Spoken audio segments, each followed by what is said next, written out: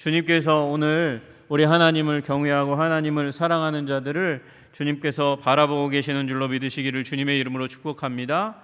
오늘 말씀의 제목은 하나님을 경외하는 자라는 제목입니다. 그러니까 여러분 오늘 말씀의 18절에 나와 있는 말씀입니다.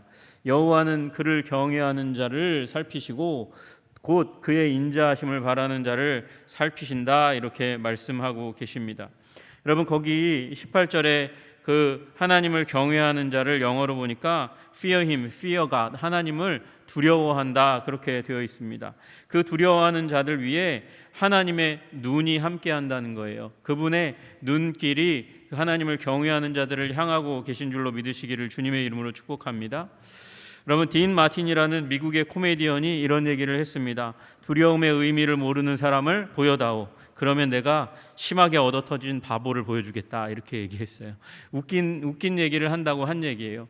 여러분 세상에 두려움이 없다고 얘기하는 사람이 많습니다. 그런데 맞아보면 두려움을 느끼게 된다는 거예요. 맞아보면 이게 보통 일이 아니구나, 사는 게 보통 일이 아니고 사람 앞에서 이렇게 이 과용을 부리는 게 이 잘못된 길이구나 알게 되는 거죠.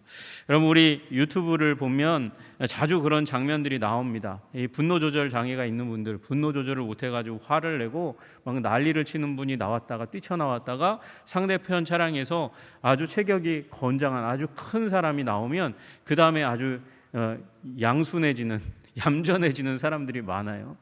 여러분 두려움을 느끼면 사람들이 그 분노를 조절하고 잠잠해지는 것이 일입니다. 여러분 그 두려움이라는 감정을 우리는 별로 좋아하지 않습니다. 사람이 싫어하는 감정 중에 하나가 두려움입니다. 그런 이 두려움을 누구나 인생 가운데 만나기를 좋아하지 않고 그것을 피하려고 하는 것이 사람의 본질입니다. 그런데 인간은요, 시작할 때부터 이 두려움을 피할 수가 없습니다. 태어나는 그 순간부터 심리학자들이 보기에는 인간은 두려움 그 자체부터 시작한다는 거예요. 이제 어머니의 뱃속에서 태어나면서 모태에서 분리되면서 두려움이 밀려오는데 그들이 가지고 있는 그 첫 번째 두려움이 아이들이 떨어지는 것에 대한 두려움을 갖게 된다는 거예요. 그리고 옆에서 큰 소리만 나면 울기 시작하니까 아이들이 가지는 두 번째 두려움이 큰 소리에 대한 두려움이 있다는 것입니다. 바닥으로 떨어지는 것에 대한 두려움, 큰 소리에 대한 두려움, 그리고 아이가 버려지는 것에 대한 두려움이 있다는 거예요. 엄마가 누군가가 자기를 향해 자기가 우는데도 불구하고 발버둥 치는데도 불구하고 아무도 와서 봐주지 않는다, 버려지는 것에 대한 두려움이 있다는 것이죠. 여러분 우리 인간은 태어날 때부터 두려움을 갖고 태어나고 경험하는 존재라고 이야기합니다. 여러분 당장 그런데 몇 대 맞는 것보다 살면서 더 두려워지는 일이 있잖아요.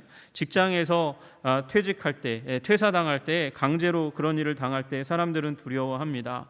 여러분 자신이 가지고 있던 재산이라고 생각하는 것의 가치가 땅바닥에 떨어지면 사람들이 그래서 힘들어하고 목숨을 버리는 일들까지 일어납니다. 그게 IMF 때 일어난 일이고, 그리고 이제 경제적으로 어려움의 시기 가운데 우리가 봉착해 있다고 하는데 그 가운데 또 우리가 사회 가운데 경험하게 될 일이기도 합니다.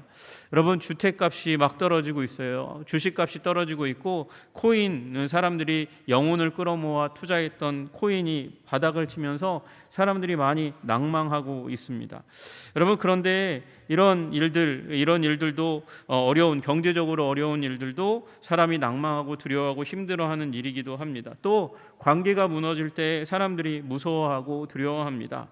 이혼의 벼랑 끝에 서거나 평생 의지하고 살아왔던 배우자가 사별을 하거나 장래가 암담해지거나 그리고 혼자 감당하기 힘든 어려운 중병을 만났을 때, 걸렸다는 통보를 받았을 때, 자녀가 실패하고 꼬꾸라질 때 우리는 두려움을 겪습니다. 우리 이제 지난주에 아브라함도 두려움 가운데 처하는 것을 보았잖아요. 영웅적으로 그렇게 멋있게 318명의 집에서 길리운 자를 데리고 나가서 전쟁에서 승리하고 난 다음에 멜기세덱 앞에서 영광스러운 예배를 드렸는데 그 다음에 바로 두려움에 사로잡히지 않습니까? 이 재산, 그 전리품 그냥 다 포기한 것에 대한 상실감과 더불어서 누군가 나를 공격해 오지 않을까 하는 두려움 가운데 빠져요. 믿음의 조상 아브라함도 두려움 가운데 빠지게 되는 거예요. 여러분, 그런데 기억하십니까? 여러분, 우리가 진정으로 두려워할 자를 두려워하면 여러분, 우리 이 방금 말씀드렸던 그런 두려움은 극복할 수 있는 줄로 믿으시기를 주님의 이름으로 축복합니다.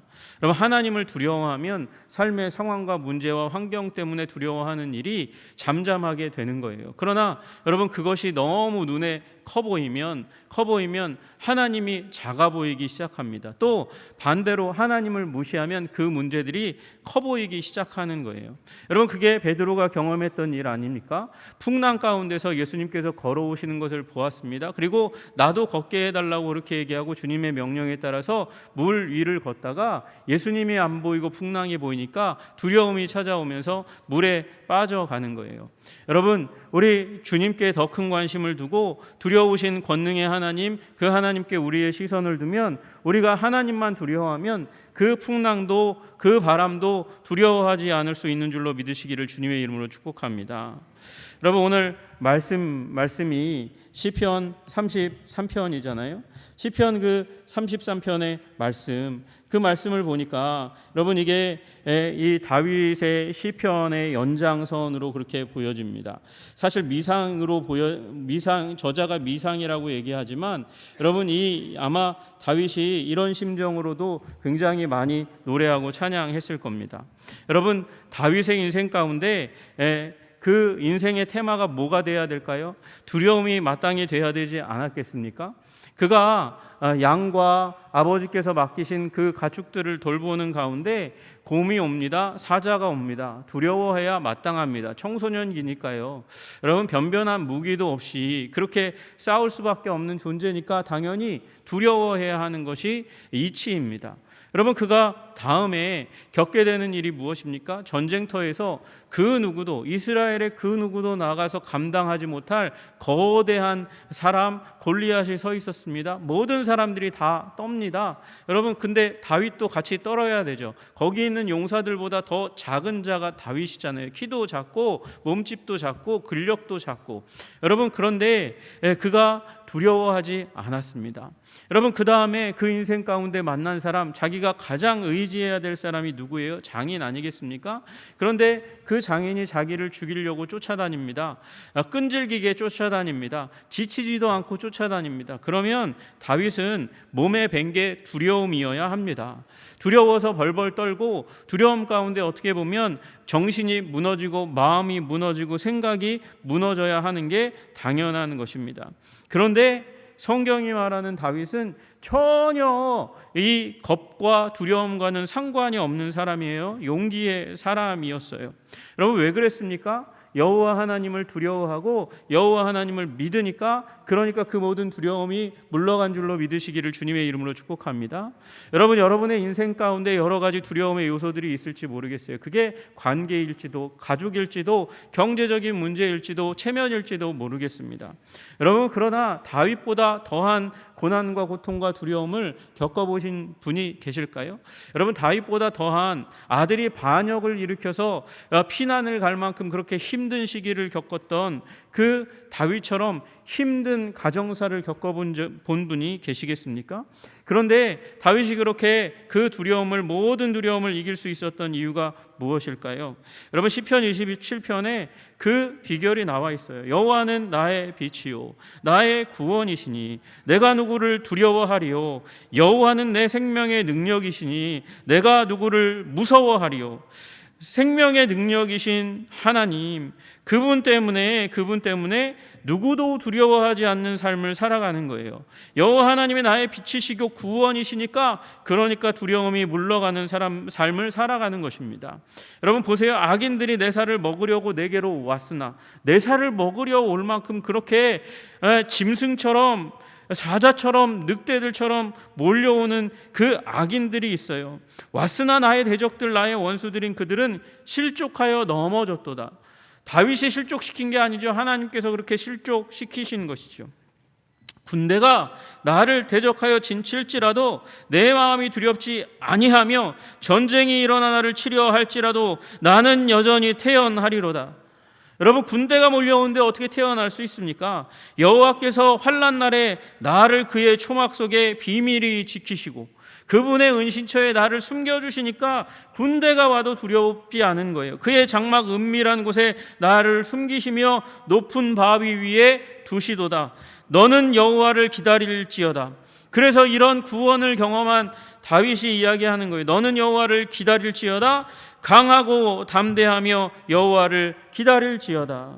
여러분, 이 기다릴지어다라는 말은 하나님을 대망하라는 거예요. 소망하라는 거예요.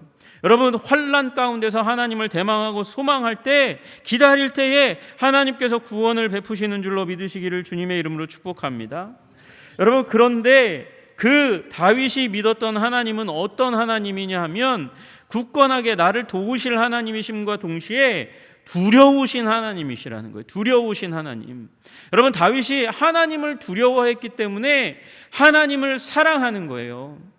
여러분, 하나님이 우스운 분이 아니세요. 내 마음대로 움직일 수 있는 분이 아니라 하나님은 두려우신 하나님이세요. 거룩하시고 능력이 많으신 두려우신 하나님이니까 거기에 하나님이 최우선순위가 되는 거죠.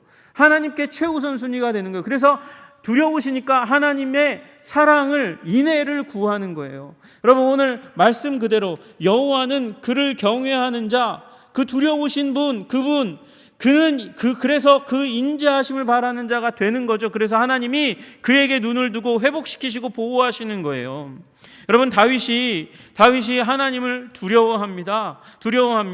여러분, 사무엘 하 6장 9절에 보면 그가 한 가지 경험을 하고 나서 그리고 이렇게 고백합니다. 다윗이 그날에 여호와를 두려워하여. 다윗이 여호와를 두려워했대요. 왜 두려워했냐? 여호와의 궤가 어찌 내게로 오리오 하고, 다윗이 여호와의 언약궤를 끌고 와서 그래서 자기가 모시려고 했어요. 근데 잘 모르니까 어떻게 했습니까? 수레에다 끌고 오다가 그게 넘어질 것 같으니까 우사가 손을 댔다가 죽었잖아요. 그 사건을 가지고 여호와를 함부로 다루면 안 되시는 분이구나. 내 지금까지 왕이 되는 데까지도 하나님께서 은혜와 복을 주셨으나 그럼에도 불구하고 하나님은 만홀히 행할 뿐이 아니고 두려워해야 될 뿐이구나 알게 되는 것이죠. 여러분, 시편 22편에도 마찬가지입니다. 시편 22편이 메시아 시편이거든요. 다윗이요, 그때에 다윗이 예수님을 보았어요. 시편 22편은 예수님에 대한 명확한 예언의 시예요. 근데 그 중간에 이렇게 말씀하세요. 여호와를 두려워하는 너희여 그를 찬송할지어다. 어떤 존재요? 여호와를 두려워하는 너희여 그를 찬송할지어다. 여러분, 다윗은요, 여호와 하나님을 두려워하실 분으로 알았어요. 야곱의 모든 자손이여 그에게 영광을 돌릴지어다. 너희 이스라엘 모든 자손이여 그를 경외할지어다. 두려워하며 사랑할지어다. 그렇게 말씀하시는 거예요. 그는 공고한 자의 공고를 멸시하거나 싫어하지 아니하시며 그의 얼굴을 그에게서 숨기지 아니하시고 그가 울부짖을 때에 들으셨도다. 여러분, 우리에게 울부짖을 때에 응답하시는 그 하나님은 동시에 내 마음대로 내가 울부짖기만 하면 응답하시는 하나님만은 아니신 거예요. 두려워할 만한 하나님이라는 사실을 기억했어요. 여러분, 시편 33편 8절에도 말씀하십니다. 온 땅은 여호와를 두려워하며 세상의 모든 거민들은 그를 경외할지어다. 두려워하며 경외하라고 이야기하고 있습니다. 여러분, 다윗은 다만 나에게 구원을 주시는 하나님 이전에 경외하고 두려워할 만한 하나님이라고 여기고 그분에게 관심을 집중했어요. 그러니까 하나님께서 다윗을 지키시고 보호하시는 거예요. 여러분, 우리 먼저 하나님을 두려워하시기를 바랍니다.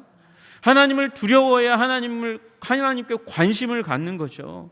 하나님께 관심을 갖고 우리의 시선을 주님께 둘 때에 그 하나님께서 하나님을 경외하는 자들에게 시선을 주시고 구원을 베푸시는 거예요. 여러분, 악인들이 망하는 이유가 무엇입니까? 아니, 악인이 되는 이유가 무엇입니까? 두려움이 없기 때문에 망하는 거예요. 하나님으로부터 떠나는 거예요. 여러분, 시편 36편 1절에 다윗이 쓴 시에 그렇게 얘기합니다. 악인의 죄가 그 마음속에 이르기를, 악인의 죄가 마음속에 있어가지고 마음속에서 외친대요. 여러분도 마찬가지예요. 여러분 안에도 죄가 있어요. 그래서 죄가 여러분의 마음속에서 말할 거예요. 악인도 그렇고 하나님께 순종한다고 하는 충성의 사람도 그 마음속에서 죄가 말하는 일이 일어나요. 그런데 문제가 뭐냐면 악인은 그 마음속에서 말하는 그 죄에 넘어가는 거예요. 왜 넘어가나? 하나님을 두려워하는 게 없으니까. 그의 눈에는 하나님을 두려워하는 빛이 없다 하니, 하나님을 두려워하는 빛이 없으니까, 그러니까 그런 조짐이 없으니까 마음속에 말하는 그 악에 후딱 넘어가 버리는 거예요. 뭐가 없으니까? 하나님을 두려워함이 없으니까. 여러분, 그가 스스로 자랑하기를 자기의 죄악은 드러나지 아니하고 미워함을 받지도 아니하리라 함이로다. 악인이 이렇게 생각한다는 거예요. 내 죄악은 드러나지 않을 거야. 나는 다 교묘하게 죄를 짓고도 사람들 앞에서 폭로되지 않고 다 피해 다닐 수 있을 거야. 사람들이 내가 악을 행해도 사람들이 나를 미워하기 전에 내가 교묘하게 다 빠져나갈 수 있어. 그리고 그 입에서 나오는 말은 죄악과 속임이라. 그는 그래서 하나님을 두려워함이 없어서 지혜와 선행을 그쳤도다. 이렇게 말씀하시는 거예요. 그럼 무엇 때문에요? 악인은 하나님을 두려워함이 없기 때문에 일어나는 일이라는 거예요. 여러분과 저의 삶 가운데 일어나고 있는 습관적인 죄, 그게 죄인지 명확하게 뻔히 아는데 계속해서 반복적으로 일어난다? 그게 왜 일어날까요? 하나님을 두려워함이 없기 때문에 그런 것입니다. 여러분, 출애굽의 백성들이 쭉 왔어요. 쭉 오다가 아말렉이 이스라엘을 공격합니다. 근데 아말렉이 공격했다고 하나님께서 아말렉을 가만히 두시지 않겠다고 말씀하세요. 멸절해야 된다고 말씀하세요. 왜 그렇게 화를 내시고 그렇게 싫어하시나? 여러분, 저번에 기억하시는지 모르겠지만 우리 사울 시대에 사무엘이 말해가지고 사울 군대를 동원해서 아말렉을 치잖아요. 완전 초토화시키는 일을 하잖아요. 왜 그랬습니까? 신명기 25장 18절에 말씀하세요. 곧 그들이 너를 길에서 만나 내가 피곤할 때에 내 뒤에서 떨어진 약한 자들을 쳤고, 약한 자들을 칠 수 있죠. 그 세대에 계속해서 일어난 일이죠. 유리 방황하는 자들, 약한 자들을 쳐가지고 그들의 것을 빼앗는 것이 그 당시의 패턴인데, 이게 너무나 당연한 일인데, 그런데 하나님은 그 뒤에 한마디를 더 붙이세요. 하나님을 두려워하지 아니하였느니라. 여러분, 출애굽의 역사가 다만 거기서 끝난 게 아니라 그 소문이 애굽으로부터 시작해서 쫙 퍼졌어요. 그래서 여호와 하나님의 권능을 드러내셨어요. 광야 들어가면요, 거기에 사람이 많으면 많을수록 더 불리하잖아요. 죽잖아요. 자원은 없고 얼마나 많이 가져왔길래 그 광야에서 살 수 있겠어요. 다 죽을 거라고 예상했는데 아니요, 안 죽어요. 죽을 줄 알았는데 안 죽어요. 양식이 없는데 안 죽어요. 물이 없는데 안 죽어요. 광야에서 안 죽어요. 하나님의 권능이 드러나서 반석에서 물이 나더라. 하늘에서 양식이 내리더라. 아, 그들이 믿는 하나님이 위대하신 하나님이구나 깨달아 아는 거죠. 광야에 있는 사람들이 다 아는 거예요. 애굽에서 가나안까지 있는 모든 민족 중에 이 위대하신 하나님의 이야기가 드러났는데도 여호와 하나님을 두려워하지 않는 아말렉. 그래서 이스라엘 백성들을 감히 약한 자들을 친 아말렉을 그냥 둘 수 없다. 하나님께서 그들을 반드시 진멸하라 말씀하시는 것이죠. 여러분, 뭐가 없으면, 두려움이 없으면 하나님을 가볍게 여기고 죄를 짓는 길 가운데 들어간다는 것이죠. 그런 사람이 누구예요? 가룟 유다가 그랬잖아요. 예수님 곁에 있었지만 예수님을 얕봤어요. 두려움이 없었어요. 예수님을 은전받고 팔아도 된다고 생각한 거예요. 제자 중에 하나가 나를 팔리라 말씀 들으면 화들짝 놀라고 깜짝 놀라서 경기를 일으키고 기절해도 놀랍지 않은 그런 상황 가운데서도 뻔뻔하게 예수님 팔러 나갔다가 예수님 만나고 예수님 입에 배반의 입을 맞추잖아요. 여러분, 얼마나 뻔뻔합니까? 여러분, 아나니아와 삽비라가 그런 케이스 아닙니까? 성령이 운행하시는 교회에서 거짓말했어요. 여러분, 이 아나니아와 삽비라가 그러니까 하나님을 두려워함이 없으니까 하나님께서 두려우신 하나님께서 그를 치는 거예요. 여러분, 출애굽 구름기둥과 불기둥의 인도 가운데 가나안 땅 가고 있는데 모세를 막았던 고라 같은 자가 왜 모세를 막았습니까? 왜 모세의 하나님을 막았습니까? 두려움이 없으니까 이런 행동을, 막된 행동을 하는 것이죠. 여러분, 하나님을 두려워하시는 여러분 되시기를 주님의 이름으로 축복합니다. 여러분, 우리 1차, 2차 3차 대각성 운동, 미국의 3차 대각성 운동 넘어서 4차, 이제 5차가 일어나고 있는 것 같아요. 여러분, 1차 대각성 운동의 주인공이 누구냐면 조나단 에드워즈라는 목사님이세요. 청교도 신학을 가지고 있는 목사님이셨어요. 여러분, 그분이 설교했던 가장 대표적인 설교가 뭐냐면, 여러분, 죄인을 붙들고 있는 하나님의 장중에 사로잡힌 죄인들이라는 설교였어요. 여러분, 그 설교를 통해서 조나단 에드워드가 하고자 했던 얘기는 뭐냐면, 지옥이 얼마나 무서운 곳인지를 이야기했고, 그 지옥의 두려움, 그 지옥의 빠지는 그 가운데 오늘도 우리가 여전히 살아서 잠을 자고 일어나고 예배 가운데 오고 예배 가운데 와서도 가볍고 그리고 죄악이 가득한 그런 모습으로 예배드리고 있는데도 불구하고 하나님이 여러분을 죽이시지 않는 이유, 장중에 사로잡으신 이유가 뭐냐? 사랑의 하나님이기 때문이라는 거예요. 그러면서 지옥의 두려움과 하나님의 사랑을 대비해서 이야기해 주었어요. 여러분, 사랑과 함께 하나님에 대한 두려움이 같이 있어야 되는 거예요. 여러분, 이 두려움이 너무나 크게 전해졌기 때문에 1차 대각성 운동이 부흥의 운동으로 일어났어요. 찰스 피니도 다르지 않았어요. 하나님의 진노하시는 하나님, 벌하시는 하나님에 대한 그 두려움을 찰스 피니도 강력하게 전했어요. 여러분, 두려움이 그러고 나서 3차 대각성 운동 가운데 당연히 무디도 그 인생 전반부에 설교할 때마다 진노하시는 하나님, 벌하시는 하나님, 거룩하신 하나님, 죄인을 용납하시지 않는 하나님에 대해서 설교하다가 무어하우스라는 한 영국의 설교자의 메시지를 딱 들으면서 메시지가 변화돼요. 무엇으로? 요한복음 3장 16절에 그의 메인 테마가 됩니다. 사랑의 하나님이 무디의 설교가 되었어요. 여러분, 거룩의 하나님에 대해서, 진노하시는 하나님에 대해서 균형 맞춰야 돼요. 사랑의 하나님으로 균형을 맞춰야 돼요. 그래서 하나님께서 무디를 사용하신 거예요. 여러분, 근데 지금 이 시대는요, 너무 하나님이 사랑만 하시는 걸로 이해를 하는 것 같아요. 여러분, 진노하시는 하나님, 두려워할 만한 하나님을 기억하시기를 주님의 이름으로 축복합니다. 여러분, 그 균형을 맞춰야 돼요. 하나님, 거룩하신 하나님에 대한 두려움이 있어야 돼요. 여러분, 주아가요, 우리 넷째 어저께 초등학교 입학했고 오늘 등교했거든요. 이 입학한 딸이요, 엄마한테 어느 날 이렇게 어느 날이 아니라 얼마 전에 이렇게 얘기했어요. 엄마, 이상해. 아빠가 교회하고 집하고 다른 것 같아. 그렇게 얘기하더라는 거예요. 그래서 제가 가슴이 철렁했어요. 뭐야? 드디어 알아버린 거야? 발각됐구나. 막 이런 마음이 벌렁벌렁하고 있어요. 뭐라 그랬는데? 그래가지고 아내한테 물었더니 얘기하는 거예요. 아빠가 교회하고 집하고 틀린 것 같아. 왜? 어떻게 틀린 것 같은데? 아빠가 교회에서는 뽀뽀해달라고 안 해. 그러더라는 거예요. 제가 철렁했었어요. 아빠의 그 민낯을 이제 알아버린 게 아닌가? 아빠의 부족하고 연약하고 함량 미달인 그런 죄악된 모습을 주아가 벌써 눈치채 버렸나? 그러고 제가 깜짝 놀랐는데 그게 아니어서 얼마나 감사한지.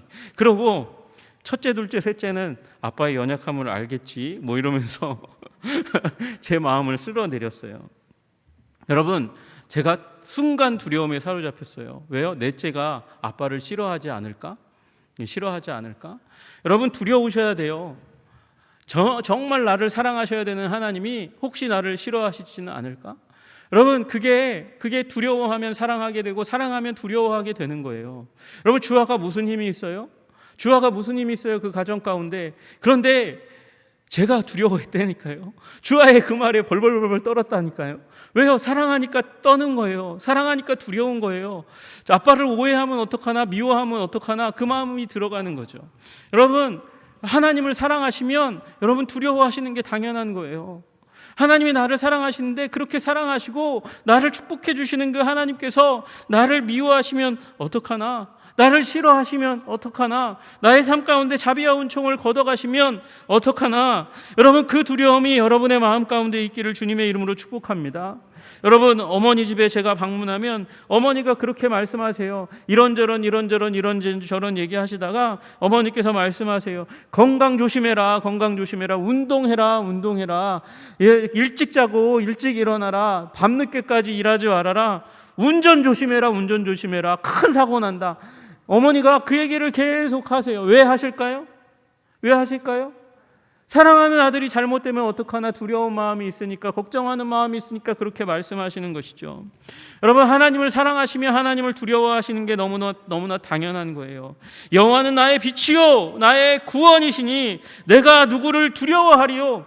여러분, 이 세상에 여러분이 아무도 두려워하지 않기를 원합니다. 오직 하나님만 두려워하시기를 주님의 이름으로 축복합니다. 왜요? 여호와는 내 생명의 능력이시니, 그분만이 나의 생명의 능력이시니까 그분만 두려워하고 다른 것은 다 두려워하지 않는 것이죠.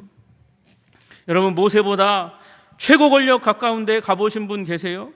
여러분, 최고의 교육 받아보신 적 있으세요? 왕실의 교육을 받았고 최고 권력 가까이 가본 사람이었습니다. 그는 힘도 무기를 다루는 능력도 탁월한 사람이었습니다. 그런데 그 모세가 바로의 칼과 죽음이 두려워서 삶의 모든 근거지를 다 뒤로하고 떠납니다. 도망가서 숨어 살았습니다. 왜요? 두려우니까 숨어 살았습니다. 그런데 그의 삶에 놀라운 변화가 일어납니다. 가시떨기나무 가운데 만나신 하나님, 임하신 하나님, 그 하나님을 대면했어요. 그 영광의 하나님을 대면했어요. 그 하나님께서 기적을 베푸십니다. 지팡이가 뱀이 되게 하고 뱀이 지팡이가 되게 하고, 손을 넣었다 빼니까 문둥병이 일어나고 다시 넣었다가 빼니까 성하게 되는 기적을 베풀어 주셨습니다. 그리고 하나님께서, 기적을 베푸시는 그 하나님께서 너와 함께 하겠다고 그래서 가라고 말씀하셨어요. 자기를 죽이려고 했던 땅, 아직도 죽이려고 하는지 할지도 모르는 그 땅, 애굽 땅, 가장 큰 권세를 가진 바로 앞에 가서 섭니다. 그가 두려움을 이기고 섭니다. 더욱더 담대해져 갑니다. 예전보다도 더 지혜는 떨어졌고 무력은 낮아졌는데도 불구하고 그는 섭니다. 두려움, 세상에 대한 두려움, 애굽에 대한 두려움, 바로에 대한 두려움이 떠나갔기 때문이에요. 여러분, 두려움, 하나님을 만나면 두려움이 떠나가고, 그 두려움이 떠나간 마음, 하나님을 두려워만 하는 마음, 그 마음 가질 때 하나님께서 우리를 위대한 인생 가운데로 인도하시는 줄로 믿으시기를 주님의 이름으로 축복합니다. 여러분, 베드로도 예수님이 명령하셨잖아요. 말이 안 돼요. 말이 안 돼. 어떻게 밤이 맞도록 수고했고 이제 아침인데, 이제 물고기 잡을 시간이 아닌데 그물을 던지라고 말씀하시는 거예요. 밤이 맞도록 수고했지만, 그런데 아무것도 얻지 못했는데 당신이 말씀하시니까 말씀을 의지해서 그물은 던져보겠소. 그리고 던졌더니 그물이 찢어질 정도로 많은 물고기가 나왔어요. 그때 베드로가 한 것이 무엇입니까? 고맙소, 감사하오, 오늘 수지 맞았네, 돈 많이 벌었네, 우리 같이 와서 파티에 참여합시다, 밤이 맞도록 먹고 마시고 즐깁시다, 그렇게 얘기했어요? 베드로 그렇게 안 했습니다. 무릎을 꿇습니다. 그리고 그 예수 한 젊은 랍비 앞에 무릎을 꿇고 말합니다. 주여, 나를 떠나소서, 나는 죄인입니다. 여러분, 다른 제자들과 베드로가 다를 게 하나도 없어요. 베드로가 조금 더 나대기 좋아하는 건데 그건 강점이 아닌 것 같아요. 제가 아무리 봐도 그건 강점이 아니라 약점이에요. 그런데 하나님께서 누구를요? 그를 수제자로 택하셨어요. 12제자 중에 최고로 택하셨어요.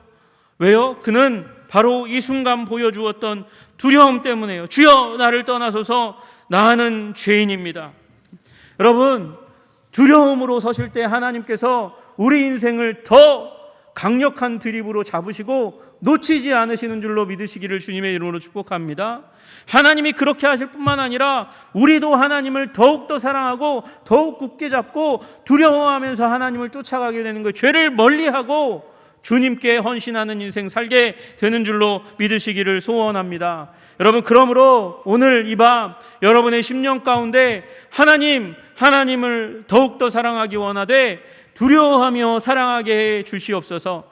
그 하나님을 두려워함으로 말미암아 세상의 어떤 것도, 죽음조차도 더 이상 저에게는 두려움이 아니게 하여 주시옵소서. 여러분, 그렇게 기도하시는 오늘 이 밤이 되기를 소원합니다. 그때 오늘 우리들의 삶을 괴롭히는 두렵게 하는 모든 문제들이 힘을 잃고 여리고성이 무너지듯 무너져 하나님께 영광이 되는 일이 일어날 줄로 믿습니다. 아멘. 기도하겠습니다. 존귀와 영광과 찬양을 받으시기에 합당하신 주님, 주님 우리가 두려워할 자를 두려워하게 하여 주시옵소서. 하나님 예수 그리스도를, 하나님 아버지를, 성령님을 두려워하고 하나님 우리 삶에 오직 주님만 두려워하고 이 세상의 것들을 향한 두려움을 다 내려놓고 무너뜨릴 수 있는 하나님의 강력이, 믿음이 우리들 가운데 임할 수 있도록 주님 도와주시옵소서. 예수님 이름 받들어 기도드리옵나이다. 아멘.